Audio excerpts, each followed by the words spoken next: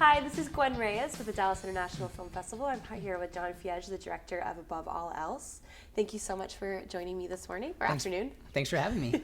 So you're in from Austin. Yep. Can you talk a little bit about Above All Else? Yeah, it takes place pretty near here, actually, in East Texas. Oh, wow. About 2.5 hours east of here.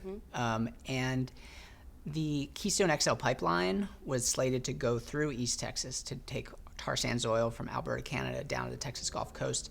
And there were a bunch of landowners in East Texas who learned about the pipeline and realized how disastrous it was environmentally and decided to fight it. And the film chronicles that battle to stop the pipeline. Oh, wow. So how did you discover, how did you find out, and how did you get access to those individuals? When I first started looking into a film about the Keystone XL pipeline, I live in Texas, so I decided, let's look in Texas for folks who are resisting it. A year before, there were these huge protests in Washington, D.C., 2011, and it was really a sea change in the environmental movement, that people were getting back out in the streets and really making a lot of noise about climate change. Yep. And not just trying to fix things with policy and such anymore. So I really started paying attention to it at that time. And then after we started developing the film, President Obama fast-tracked the southern leg of the pipeline, which went from Oklahoma to the Texas Gulf Coast. So this is really where it all happened. Wow. And it's just being a Texan and knowing a lot about fracking and stuff and just being constantly aware of it. I mean, was it challenging to find people that were against it, or were you actually surprised by the amount of people that were open to talking about it?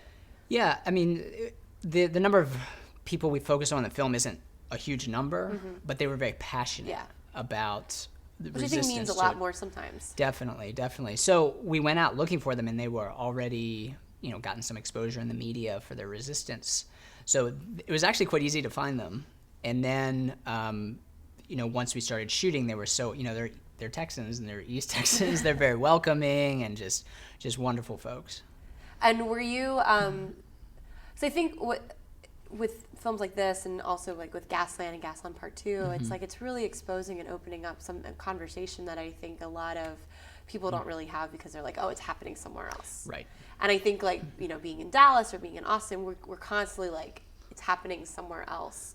And what are you hoping that when people come to see Above All Else, that they kind of see from other people's experiences? Yeah, I mean, that's exactly what it's about, is this kind of, there's this war happening globally about climate change and whether we're going to continue to rely on fossil fuels, and whether we're going to go to greater depths, either with offshore drilling or tar sands development or fracking. Are we going to keep pushing the envelope as to how dirty and how expensive and how destructive fossil fuel development is?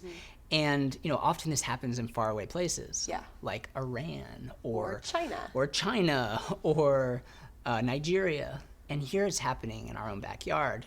And you see, the film really chronicles these people getting crushed by the corporate entities that are trying to develop this oil. And it's really a wake-up call, I think, in terms of the power that these companies have over our political system, our economy, and our lives, really. I think that's the most terrifying thing, is that when you start to realize how much power big oil has, and that as a consumer and as just a citizen of this country, it's I, of course, am aware and don't want other people to be drilling anywhere, but that's a hope and a dream that we can't all have. Right. And I think there are more and more people in the last decade that have been becoming more aware of the fact that it's happening so close to them. And the other interesting thing about the story is, traditionally in the United States, environmental concern tends to be something that's an urban concern. It tends to be focused on the coasts. And this was a story about people in the middle of the country living in rural areas in the reddest parts of red states who said, no, this is wrong, and we don't believe in this. One character in the film, actually her husband is in the oil business. He was a geologist and then an executive for 50 years. And she was vehemently opposed to tar sands development.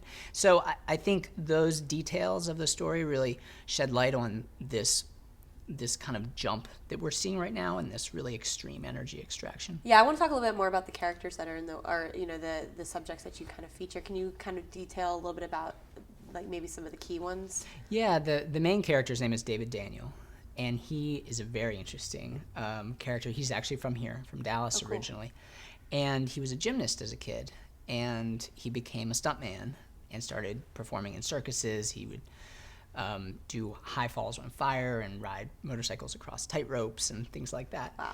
And then he decided to get off the road and retire.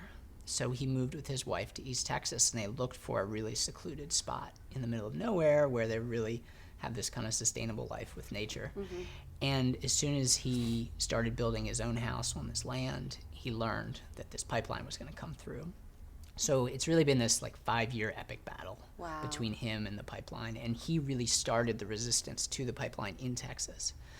And he organized his community and met a lot of other folks who were upset about the prospect of this pipeline as well. And it really kind of developed into this kind of citizen-led grassroots movement, which is really fascinating to experience. Absolutely. Well, and I was going to ask, are there people that you kind of counter that are like, oh, we're super happy about having this in here?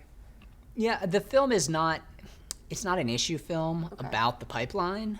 So we don't prioritize, painting two sides of this debate. It's not really about that. What it's about is this one man's struggle to do something. Mm-hmm. And so the film is really told from his perspective. And, we learn about the arguments of the other side, but it's always through kind of the mediation of the media. Yeah. The hope is to show a real intimate portrait, intimate experience of what it's like if you decide to stand up and try to change things. And that's hard. I mean, to even just to be passionate enough about anything and then to actually like get motivated and pushed to do it, that's an incredible and impressive thing. Yeah. So and then the other thing that happened is the actions of these landowners in East Texas attracted college students at first from the University of North Texas up in Denton. Oh, wow. And they came in to help. And then that grew into a national movement, and environmental activists from all over the country started converging on East Texas. So, wow. Is that all documented in Above All Else? Oh, very cool. Yeah, and it became a big tree sit on the land of David Daniel. So they built about 8 platforms up in 100-foot trees and basically blocked the pipeline. That's awesome. Well, so how, I know the film is premiering at the festival. What days and how can people see it?